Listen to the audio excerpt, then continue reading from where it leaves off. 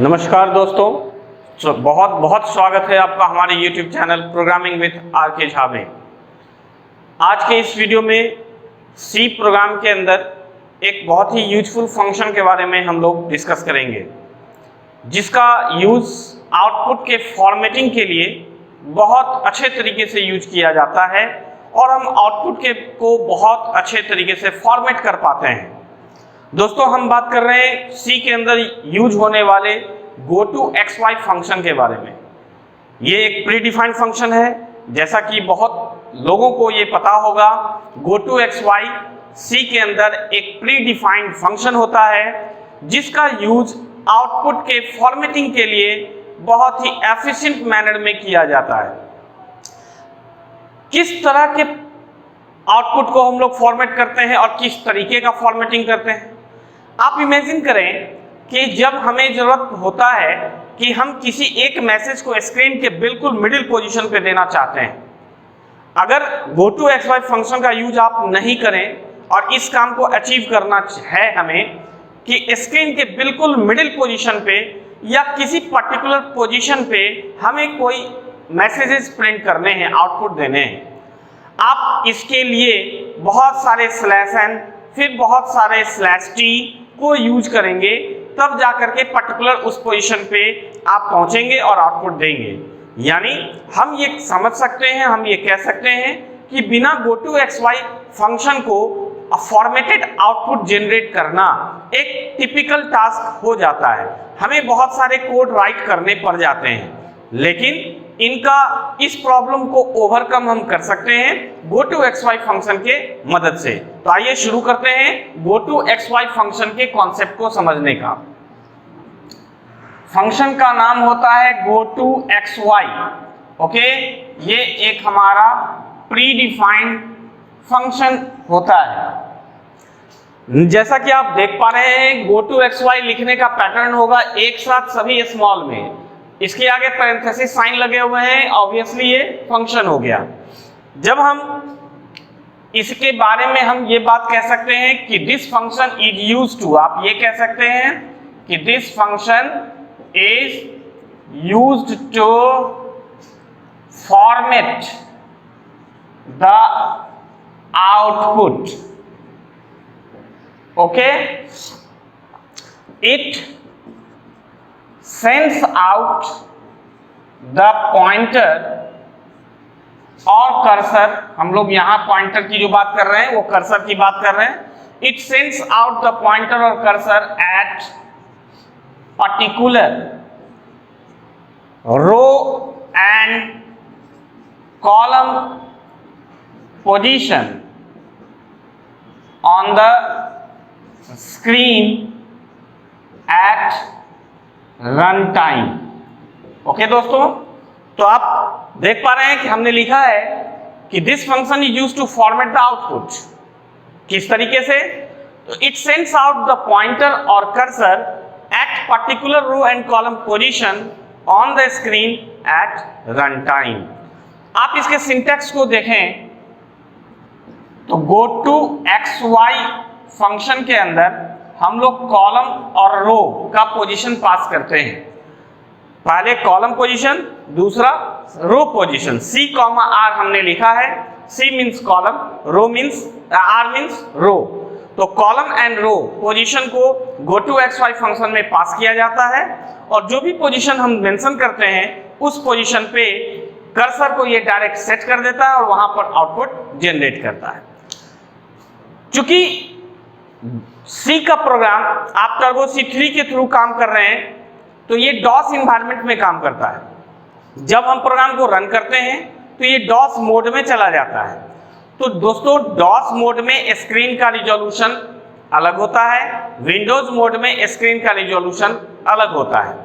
वैसे हम ये आज के डेट में ऐसा कह सकते हैं कि चूंकि कंप्लीट डॉस इन्वायरमेंट अब आज के डेट में नहीं रहा, विंडोज इन्वायरमेंट में हम लोग काम करते हैं। डॉस भी जो हमें मिलता है वो विंडोज इन्वायरमेंट का ही मिलता है, सेपरेट डॉस तो मिलता नहीं। लेकिन हम लोग जो इसमें रिजोल्यूशन की बात कर रहे हैं, कंप्लीट डॉस इन्वायरमेंट की बात कर रहे हैं। तो यहाँ हम ये कह सकते हैं कि कॉलम पोजीशन 0 to 79 यानी टोटल 80 कॉलम्स में डॉस इन्वायरमेंट डिवाइडेड होता है। रो पोजीशन 0 to 24 यानी 25 रोज डॉस इन्वायरमेंट में होता है। तो आप ये समझ सकते हैं कि अगर स्क्रीन को हम डॉस मोड में दिखाएं, डॉस मोड के रिजोल्यूशन की बात करें तो ये 80/25 रिजोल्यूशन में डिवाइडेड होते हैं। यहाँ 0 to 79 कॉलम का नंबरिंग होगा और 0 to 24 रोज का नंबरिंग होगा। तो इसलिए 80/25 रिजोल्यूशन में डॉस मोड में स्क्रीन डिवाइडेड होता है, हम ऐसा कह सकते हैं। तो अब इस पैटर्न को यूज करके जब हम GoToXY फंक्शन को यूज करना चाहें तो देखिए फॉर्मेटेड आउटपुट जनरेट करना कितना आसान हो जाएगा। हम इसके लिए एक एग्जांपल को कंसीडर करते हैं। बिना GoToXY का आउटपुट जनरेट करें तो क्या लिखना पड़ रहा है और उस प्रॉब्लम को GoToXY से कितनी आसानी से हम लोग सॉल्व कर पा रहे हैं, इस चीजों को देखने के लिए हमें एग्जाम्पल को देखना होगा। जैसे एग्जाम्पल हमने लिखा एक printf, आप इसके लिए इमेजिनेशन लेंगे। ये स्क्रीन है, हमें इसे यहाँ और यहाँ यानी मान लिया ये 20 नंबर कॉलम हुआ, ये 5 नंबर रोज हुआ। हमें इस जगह पर हेलो प्रिंट करना है। तो विदाउट यूजिंग GoToXY यानी हम यहाँ अभी विदाउट यूजिंग GoToXY का कोडिंग करें तो एग्जैक्ट पोजीशन गेट करना मुश्किल होगा। हमें ये करना हो सकता है, हमने क्या किया 1 2 3 4 और 5, चूंकि हमें 5 रो नीचे आना है 0 से, चूंकि बाय डिफॉल्ट जब हम कोई मैसेजेस प्रिंट करते हैं तो स्क्रीन के 0 और 0 यानी ऑरिजिन पॉइंट से प्रिंटिंग स्टार्ट होता है। ओके, तो हमें दिख रहा है वहां पर कि 5 रो नीचे आना है, तो हमने 5 लाइन ब्रेक कर दिया और 20 कॉलम उधर जाना है, ऑरिजिन से 20 कॉलम उधर जाना है। तो हम 1 2 3 4 हम 4 टैब हमने यूज किया। तो ये मान के चल रहे हैं कि 5 और 20 का कॉम्बिनेशन हमें इतना के बाद मिल जाएगा और हमने लिख दिया हेलो, तो ये आउटपुट जनरेट हो गया। अब इस प्रॉब्लम को हम विथ यूजिंग GoToXY फंक्शन करना चाहें तो देखिए कितनी आसानी से हम और स्ट्रक्चर्ड वे में कोडिंग कर सकते हैं। हमने लिख दिया GoToXY 20,5 और printf हेलो। कोई /n और कोई /t यूज करने का हमें जरूरत नहीं पड़ा।